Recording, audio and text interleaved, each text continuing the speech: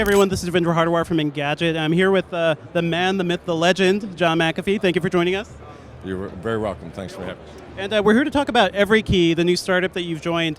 You've described Everykey as a fucking game changer. Can you tell me how is it a fucking game changer?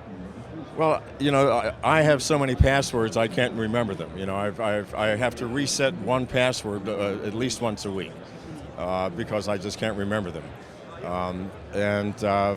The device removes the need for password. It also locks everything. If you walk away from your phone or from your laptop, it locks it down. It will unlock your car. It will start your car. It will unlock your home. It saves everything. It saves time. I mean, I'm too busy to have to deal with passwords anymore. And it's way more secure than passwords. If you lose the device, you can remotely lock it down and then get a new device and start over again, and then go back to your passwords.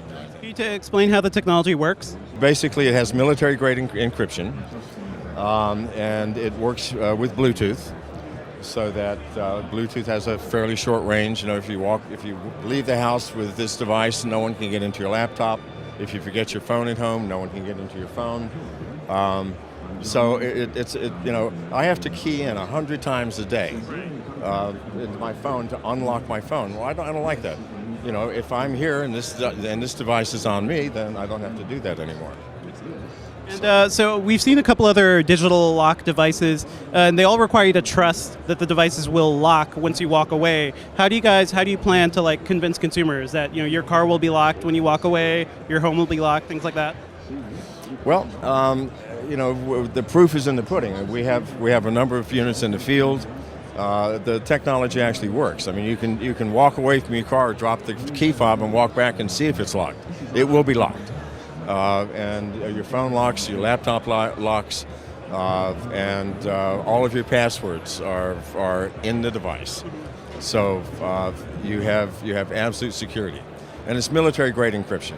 It's a much bigger encryption than anybody else out there with a similar product.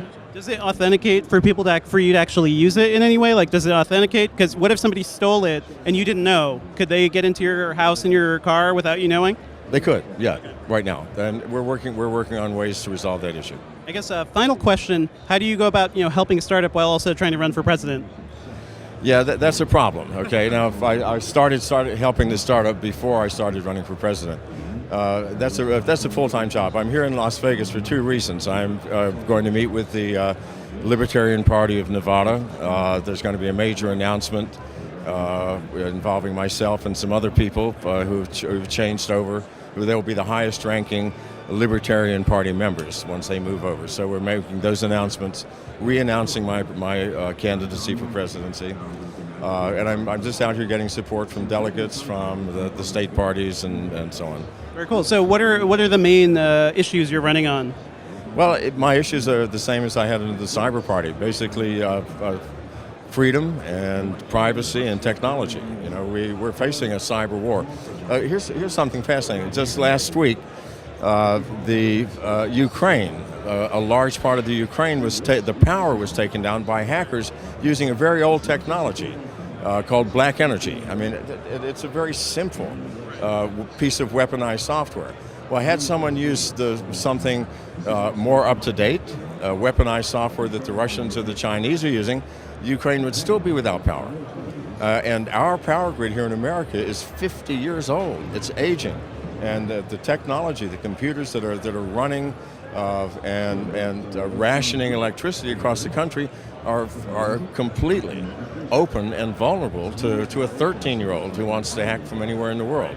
So technology is, I think, the biggest problem in the American government. We lag decades behind the Chinese and the Russians in weaponized software, and certainly in security, in cybersecurity. I mean, the Chinese walked away with 21 million records from the Office of Personnel Management just this year, 21 million. And our response was to hire counselors to make the employees feel better about themselves. I mean, we are insane, and that has to change. Is your idea that we need to improve our offensive capabilities too, or just defensive? You cannot have just a defense in this world. An offensive capability is a deterrence. I mean, look at what would have happened if the Russians had not gained the nuclear bomb and America had the only nuclear bomb. Well, we'd all be Americans. The whole world would be Americans. But the fact that the Russians had the bomb and the Americans, it's a deterrence. So we have to have weaponized software. We have to have the capability to say, look, if you press a button, we will press a button. And no one wants that button to be pressed because cyber warfare will be many times more devastating than the worst nuclear attack you can ever imagine. So imagine us all without power forever. We would go back to the Stone Ages. What do you think about other issues that people are talking about now, like net neutrality and things like that? It seems like I believe that the government should not interfere in any way, shape, or form in the internet. It's already done way too much. So by that you mean not stopping companies from actually changing how they, manage their bandwidth?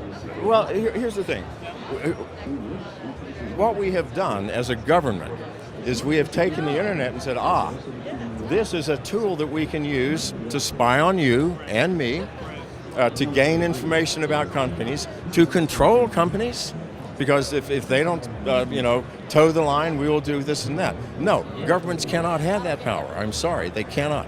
So, net neutrality, I'm sorry, out the window for me. I do not. So you're relating net neutrality with the surveillance issues, but what about the companies that are using, that are basically buying up the internet and kind of controlling it in ways? The internet used to be free, right? It used to be the true libertarian ideal, and a lot of companies are kind of changing that. The ISPs are kind of changing how companies can actually use their bandwidth now. There are so many ISPs, a new ISP will come into existence at any moment. I mean, the internet is worldwide. I mean, you get an ISP from England, it's not going to make much difference, is it?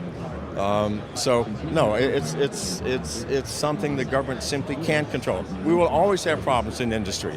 I want to get control of this, you want to get control of that. It will work itself out. It is the capitalist way. Free trade, free enterprise will fix the problem in the end. The government will merely create problems. I mean, I feel like what I love about the internet is the fact that it was always kind of like a freewheeling, it was always kind of open in a way. And yes. Over the years it became less and less open. And I feel like there's a certain value in trying to maintain that, don't you think? The openness? Yeah. Oh, absolutely, absolutely. But governments are not going to make it more open. How is an entity whose sole goal is to get more power going to make the internet more free? It cannot happen.